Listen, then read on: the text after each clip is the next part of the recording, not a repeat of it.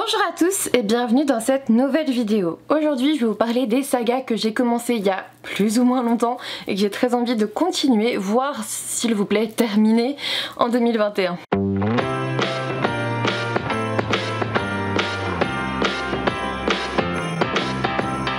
Alors en fait j'ai repris mes carnets lecture pour vous faire le bilan de cette année comme je fais tous les ans. Les livres qui m'ont plu, les livres qui m'ont pas plu, ce sont des vidéos qui vont forcément arriver par la suite. Je les fais tous les ans donc c'était sûr.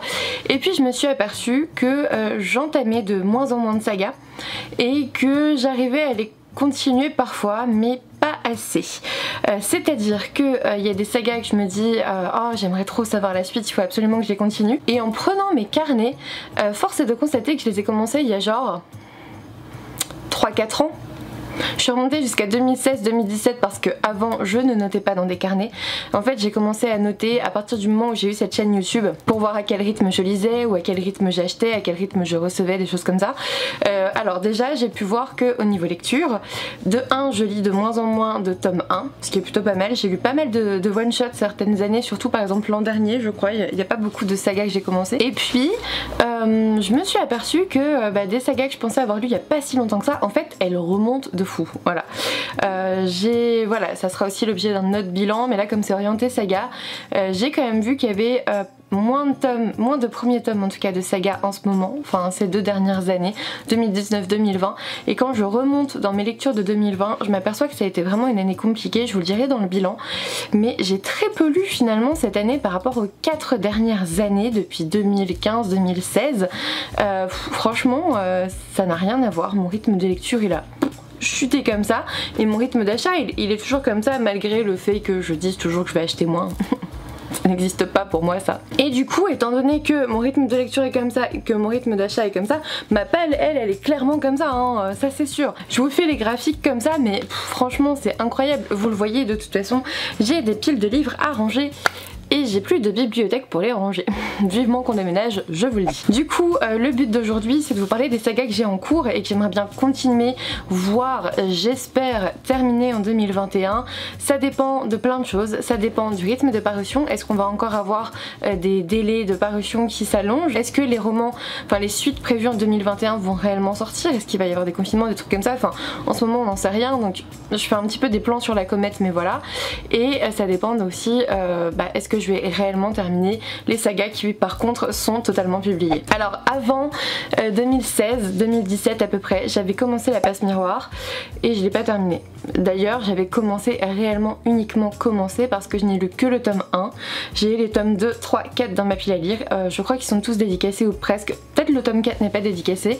J'avais tellement adoré le tome 1 que pour être tout à fait honnête, ça me saoulait d'attendre 2 ans à chaque fois pour chaque parution, même si je comprends tout à fait le rythme de l'auteur, etc. J'en ai déjà parlé avec Christelle ou alors elle l'avait abordé lors de conférences. Elle a mis à peu près 8 ans pour sortir sa saga en 4 tomes, c'est comme ça, c'est tout. C'est son rythme d'écriture qui était comme ça. Mais moi, attendre 2 ans pour la suite d'une saga, c'est pas possible et du coup, j'ai pas continué.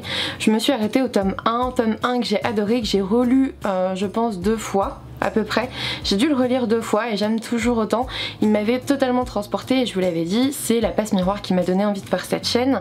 C'est La Passe Miroir qui m'a amené dans le monde littéraire sur internet, que ça soit par les blogs d'abord, par les réseaux, par YouTube ensuite. Bref, c'est La Passe Miroir qui a tout redéclenché chez moi. Je l'ai découvert en 5e année de médecine quand je ne lisais plus du tout depuis 5 ans ou 4-5 ans parce que je lisais que des livres de médecine et clairement j'avais pas envie de lire autre chose en rentrant. Je regardais une série, je me détendais quoi, c'était pas possible. Et j'ai repris la fiction à ce moment-là avec La Passe Miroir et aussi avec le livre dont je vais parler après, Red Queen, que je n'ai pas non plus terminé, c'est-à-dire que j'ai lu le tome 1. Pour moi le tome 2 qui est Glass Sword avait clairement pâti de la malédiction du tome 2, j'ai bien aimé mais c'était long en fait et la fin était explosive. Et ensuite il y a eu le tome 3 qui est sorti, sauf que j'étais déjà dans plein d'autres sagas et on n'était pas sûr d'avoir le tome 4. Et d'ailleurs le tome 4 on l'a attendu des années et il vient juste de sortir chez MSK alors que vous voyez ça fait 4 ans que j'ai lu le tome 1 voire plus, 4 ou 5 ans que j'ai lu le tome 1. Donc clairement je m'en souviens un peu. Je me souviens de la fin du tome 2 parce qu'elle m'avait choquée. C'était un cliffhanger de ouf, donc je m'en souviens. Je pense que je peux reprendre dans le tome 3, mais voilà, j'aimerais bien terminer cette saga en 2021. Ensuite, j'ai aussi noté Les Mystères de Larry Spem parce que c'est une saga que j'avais commencé l'année d'après mon commencement de la passe miroir, en sachant que c'est une saga qui a gagné le même prix Gallimard, le même prix du roman jeunesse, je sais plus comment ça s'appelle, chez Gallimard Jeunesse que la passe miroir. Donc je m'étais dit waouh, un livre qui a gagné exactement le même prix. J'ai tellement adoré la passe miroir, il faut que je découvre Les Mystères de Larry Spem. Et en effet, c'est Lucie Pirapajo qui l'a écrit, je crois. J'avais rencontré l'auteur aussi en salon à ce moment-là. J'avais adoré cette saga, en tout cas le premier tome. J'ai le second tome dans ma pile à lire et je sais que le troisième tome est sorti, mais je ne les ai jamais lus. Donc clairement ça pourrait être l'occasion de terminer une nouvelle saga en 2021, là aussi pour quelque chose que j'ai commencé en 2016-2017. En 2017 toujours j'ai commencé Un palais d'épines et de roses, je vous en ai parlé mais maintes et maintes fois, j'ai adoré. J'ai lu il y a pas si longtemps que ça, hein. Je pense que c'était cette année ou l'année dernière, Un palais de colère et de brume, et je n'ai toujours pas lu le tome 3 qui est pourtant paru je crois l'an dernier il me semble, et le tome 4 paru cette année ou en fin d'année dernière, je sais plus exactement les dates, mais voilà, j'ai lu que 2 tomes. Clairement je peux continuer, j'ai le troisième tome, mais pareil j'ai tellement adoré que je savoure, sauf que je savoure tellement que j'oublie en fait. Ensuite j'avais aussi noté la saga Diabolique que j'avais absolument adoré chez Bayard. Le tome 1 je l'avais adoré, le tome 2 mais laissez tomber, je l'ai acheté dès sa sortie, le jour même de sa sortie, il me le fallait, sauf que je sais pas s'il y a une suite après et ça m'avait un peu refroidi et du coup je sais pas. Je sais pas, je vais quand même lire le tome 2 parce qu'il est sorti. Et si, je crois qu'il y a un tome 3, il me semble qu'il y a un tome 3. Et si le tome 3 ne paraît pas en français mais qu'il est en VO, je le lirai en VO et puis c'est tout. Enfin, je finirai cette saga, quoi qu'il en coûte, c'était trop bien. Ensuite, en 2017, j'avais aussi découvert Imperium, je sais pas trop comment ça se dit. C'était excellent, vraiment le tome 1 était génial. Du coup, j'avais tout de suite acheté le tome 2 et je ne l'avais pas lu, ce qui est un peu dommage parce que vraiment le tome 1 était excellent, vraiment, je pense que c'est le mot. J'avais adoré ça et je m'attendais à rien. Il me semble que c'est aux éditions Hachette et aux éditions Hachette pour moi c'est qui tout double, c'est soit j'adore comme Red Rising dont je parlerai après, soit c'est pas trop mon truc. Du coup on peut parler de Red Rising. Red Rising pareil, je l'ai lu à peu près au même moment que Red Queen, que La Passe Miroir, bref vous voyez en 2015-2016 quelque chose comme ça. J'ai lu le deuxième Golden Sun, c'est ça, pas très longtemps après. Par contre Morning Star je l'ai lu l'an dernier ou l'année d'avant quand Iron Gold est sorti. Clairement j'avais pas fini la saga, j'ai fini les 3 tomes principaux, c'est déjà beaucoup, mais j'ai pas lu Iron Gold, donc clairement ça reste dans mes sagas à continuer en 2021, même si je suis un peu vénère parce que Iron Gold il y a le tome 1, le tome 2 alors qu'en anglais il est en un seul tome, donc je vois pas pourquoi les Français n'arrivent pas à lire des briques, pourquoi est-ce qu'on est toujours obligé de les scinder en 2. Je pense que c'est sur un plan économique, peut-être que je loupe quelque chose, peut-être que je me trompe, mais clairement pourquoi est-ce que nous à chaque fois on doit attendre pour avoir 2 tomes alors que les Anglais eux ils en ont qu'un seul. Et est-ce qu'on aura la suite? C'est aussi une question, est-ce qu'on aura le tome 5 finalement? Je sais pas, voilà. Donc ça m'agace fortement vraiment parce que Red Rising c'est génial, c'est une saga mais géniale.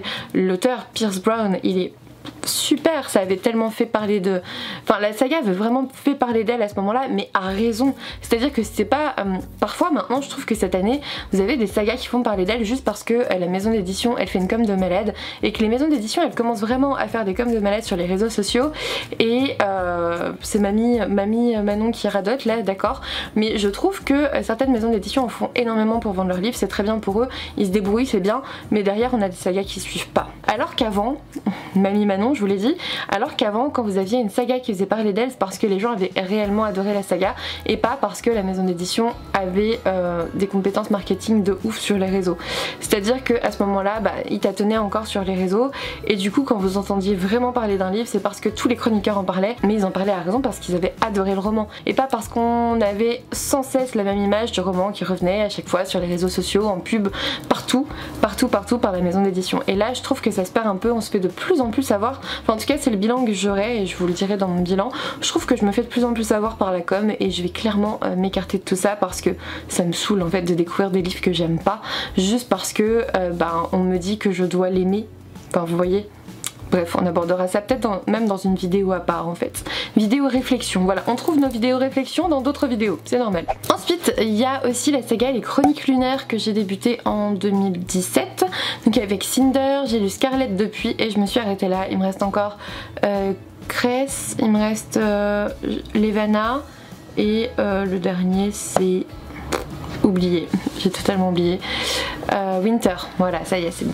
Donc j'ai pas terminé cette saga encore, clairement elle est terminée depuis un moment, je pense que ce serait bien que je la termine en 2021. 2018, on voit déjà que je commençais à lire beaucoup moins de tome 1. J'avais commencé la saga Warcross, que j'ai beaucoup aimé, il y a le tome 2 qui est sorti, je pense que je devrais aussi le lire. J'avais bien aimé, c'était vraiment sympa, donc je vais la terminer ou la continuer, je sais plus au niveau des tomes, dans l'année 2021. Et puis pareil, Le Faiseur de Rêves, évidemment, mais là par contre ça a souffert d'autre chose, ça a souffert d'une mauvaise com pour moi. Et finalement, Le Faiseur de Rêves, j'avais adoré, j'avais tellement adoré que je voulais absolument le tome 2 direct et le lire direct, sauf que je me suis aperçue qu'il y avait plein d'avis mitigés sur ce tome 2 et ça m'a freiné, ça m'a bloqué, j'ai pas réussi à le lire, donc il va falloir qu'on s'y mette aussi. Iron Gold, j'en ai déjà parlé, c'est sorti en 2018. J'ai lu d'ailleurs Morning Star, le tome 3, donc en 2018. Iron Gold qui est en 2 tomes, ça m'a saoulé que ça soit en 2 tomes, donc j'ai même pas lu le tome 1. J'attendais, j'attends toujours, j'espère pouvoir continuer cette saga en 2021 parce qu'elle était vraiment géniale. Ensuite, Horizon de Lizzie Amaro aux éditions Inceptio. Horizon, le tome 1, je l'ai découvert en 2018 déjà avec les Arcanes d'Emera, en sachant que les Arcanes d'Emera, j'ai terminé la trilogie. Horizon, c'est une quadralogie, j'ai lu 3 tomes et en fait à la fin du 3e tome l'auteur m'a dit bon courage. Et étant donné qu'elle m'a dit bon courage, je me suis dit oh mon dieu, ça va être encore pire, qui va-t-elle tuer? Et du coup bah pour l'instant je reste avec les personnages vivants en m'arrêtant au tome 3. Mais je vais lire le tome 4 cette année parce que clairement je veux savoir à la fin, j'aime beaucoup cette saga, je veux savoir comment ça se termine, mais je sens que je vais pleurer toutes les larmes de mon corps, on m'a prévenu. Je serai bientôt prête je pense. Et voilà pour 2018, vous voyez j'ai soit moins lu de tome 1 et terminé plus de sagas, donc pas mal. Ensuite pour 2019 j'avais bien sûr ce gros coup de cœur intersidéral pour Everless. Il y a eu Evermore qui est sorti et je ne l'ai toujours pas lu, toujours la même rengaine hein, clairement. Evermore pourtant, enfin Everless j'avais adoré, Evermore je pense que je l'ai acheté le jour de sa sortie, je l'ai peut-être même précommandé tellement je le voulais. Et je l'ai pas lu, et il est dans les piles là devant moi, et bah déjà de 1 il va falloir que je le retrouve, et de 2 il faut vraiment que je le termine quoi. C'était trop bien cette saga, j'avais adoré avec le pouvoir du sang et tout, je m'en souviens très bien, donc voilà, je veux vraiment le lire. Dans la même veine, il y a les Faucons de Rêverac, pareil je vous en ai parlé en coup de cœur, c'était des complots politiques avec de la magie et tout, c'était trop bien. Il y a les tomes 2 et les tomes 3 qui sont sortis, en plus c'est pas faute d'attendre pour le coup, ils sont sortis assez vite finalement, dans les 2 dernières années, voilà c'est pas mal, même ouais 2019-2020, donc vraiment dans la dernière année on a eu le tome 2, le tome 3 et arrêté. Le tome 2 je crois que je me le suis mis vraiment de côté, il est là, le tome 3 il est juste en face, je sais où ils sont même pas ensemble en fait, pourquoi voilà, je crois que j'avais mis dans une pile à lire le tome 2, c'est pour ça, mais bref je vais vraiment les lire en 2021, j'avais adoré le tome 1, il n'y a pas de raison que j'aime pas la suite. De nouveau chez Inceptio, il y a aussi la saga Menelara, j'ai lu le tome 1, j'avais vraiment bien aimé, j'avais bien aimé la plume de Vincent Dionisio et son univers, j'avais vraiment adhéré, mais je sais pas pourquoi, j'ai pas lu le tome 1 tout de suite, j'aurais sûrement dû, mais écoutez on va finir la saga l'an prochain et puis voilà. Pareil pour Grim Lovelies, j'ai le tome 2 dans ma pile à lire aussi, pas lu, c'est vrai que le tome 1 m'avait pas forcément méga conquise, mais la fin avait vraiment rattrapé le reste. Pareil je le pensais, en fait c'est surtout que je pensais Grim Lovelies pour le public young adulte, donc du 16+, et en fait c'était pour du 12-16 je crois, la catégorie vraiment juste en dessous, et du coup forcément c'est pas développé pareil, je ne me suis pas attendue à si peu de développement étant donné que je m'attendais à une tranche d'âge supérieure. C'est ma faute, j'ai été mal renseignée c'est tout, mais du coup le tome 2 bah, il avait l'air sympa aussi, donc j'aimerais bien le lire. Et pareil j'aimerais aussi continuer la saga L'Ombre de Paris, une saga coup de cœur pour moi en 2019, c'était de Morgane of Glencoe, une auteure que j'ai adoré rencontrer l'an dernier aussi. 2019 était une plutôt bonne année sur ça, et bah écoutez L'Ombre de Paris, j'ai le 2e tome, c'est L'Héritière du Rail je crois, je sais plus bien, mais j'avais trop adoré cette cette culture asiatique mélangée avec ce côté un peu steampunk et tout. C'était trop bien. Je veux terminer cette saga, ou en tout cas la continuer. La terminer, ce sera pas forcément possible s'il y a encore des tomes suivants, mais en tout cas lire le tome 2 en 2021, ça me plairait beaucoup. Ensuite 2020, c'est clairement une année où je me suis remise à lire des débuts de saga. Ça m'a pas forcément réussi, vous verrez dans mon bilan de 2020. Alors est-ce que c'était la tendance actuelle qui a fait que on était un peu moins bien psychologiquement parlant et forcément j'ai un peu moins aimé mes lectures? Est-ce que c'est le fait d'avoir lu plus de tomes 1 qui fait que on peut pas aimer toutes les sagas qu'on lit, et il y en a plein qui m'ont pas forcément ravi. Il y a des sagas qui ressemblent beaucoup à d'autres et du coup moi j'adhère pas du tout quand ça me fait penser vraiment à un autre livre que j'ai lu il y a pas longtemps. C'est fini hein. Moi je fais pas les parallèles comme ça, je fais pas de comparaison, ça me saoule. C'est tout. Mais bref, en 2020 c'est indéniable, j'ai lu plus de sagas, plus de premiers tomes de sagas. Notamment j'ai commencé la saga Le Sorceleur, c'était pas très malin parce que c'est une longue saga, mais je vais la continuer tranquillement. Je crois que j'ai le tome 2 en audiobook, donc voilà, on va faire ça. Et puis j'ai aussi commencé Surnaturel, là aussi pas très malin, il y a plein de tomes à venir. Pour l'instant il y a le tome 1 partie 2 qui est sorti, le tome 2 partie 1 qui est sorti aussi, je les ai tous les deux dans ma pile à lire, donc je n'ai aucune excuse. En plus j'avais beaucoup aimé le tome 1, donc voilà. Et puis il y a aussi Eve of Men, un coup de cœur pour moi en 2020. Je sais que le tome 2 va normalement bien sûr sortir en 2021, donc je vais clairement continuer cette saga, surtout que je suis toujours en partenariat avec Milan Bayard, donc je vous avoue je l'ai demandé et je vais le lire à sa sortie parce que de toute façon c'est un partenariat donc c'est toujours mieux. Pareil chez eux avec Babel Corp qui est annoncé pour février 2021, un coup de cœur pour moi de cette année, le premier tome en tout cas, donc clairement on va lire le deuxième tome en 2021, enfin en tout cas j'espère. Et puis je me suis aussi noté la suite de la saga Ambition de Yoann Dubos que j'ai beaucoup aimé, en fait j'ai adoré le premier tome. J'ai le tome 2 Compassion qui est là et le troisième tome je crois qu'il va bientôt sortir, donc super. Voilà, je pourrais continuer la saga tranquillement. Pareil pour La Dernière Sorcière aux Yeux d'Or, là je vais pouvoir terminer la saga et ça c'est génial. C'est de Lily Davigny aux éditions Inceptio, le tome 2 est sorti, il est juste là à côté de moi, il est dans ma pile à lire du coup, dans ma pile à lire proche. Je vais pouvoir je pense terminer une saga en début 2021 et ça c'est déjà réjouissant, c'est top. Ensuite je vais aussi continuer la saga Le Serment de l'Orage parce que le tome 2 est annoncé pour 2021 aussi. Je pense que je vous ferai une vidéo des livres que j'attends le plus en 2021, ça pourrait peut-être être intéressant.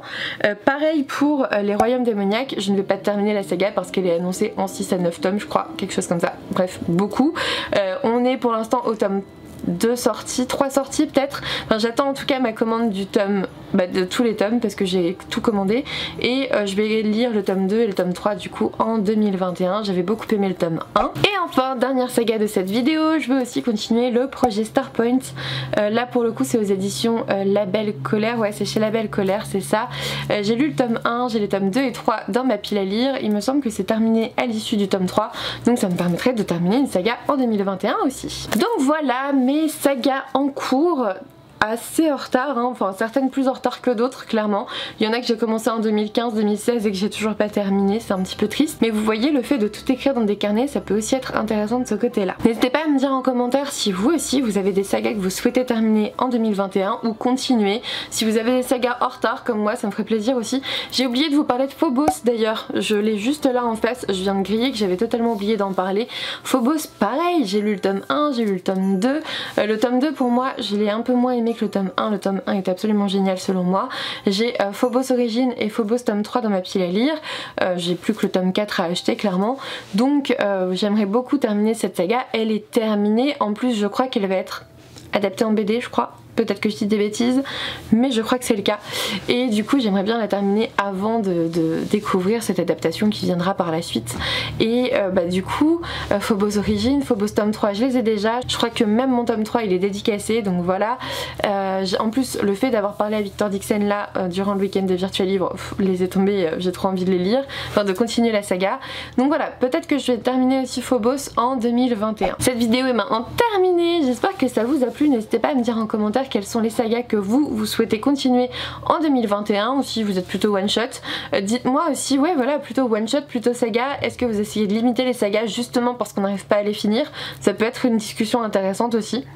Peut-être que j'en parlerai aussi un jour en vidéo. Un petit pouce bleu, un abonnement, ça n'est toujours pas fait, ça me ferait super plaisir. Et puis moi je vous dis à bientôt pour une nouvelle vidéo. Hold up, I am on my way, I'm in motion. Let's go to the ocean. Yeah, let's go outside. can hang out on the beach without freezing.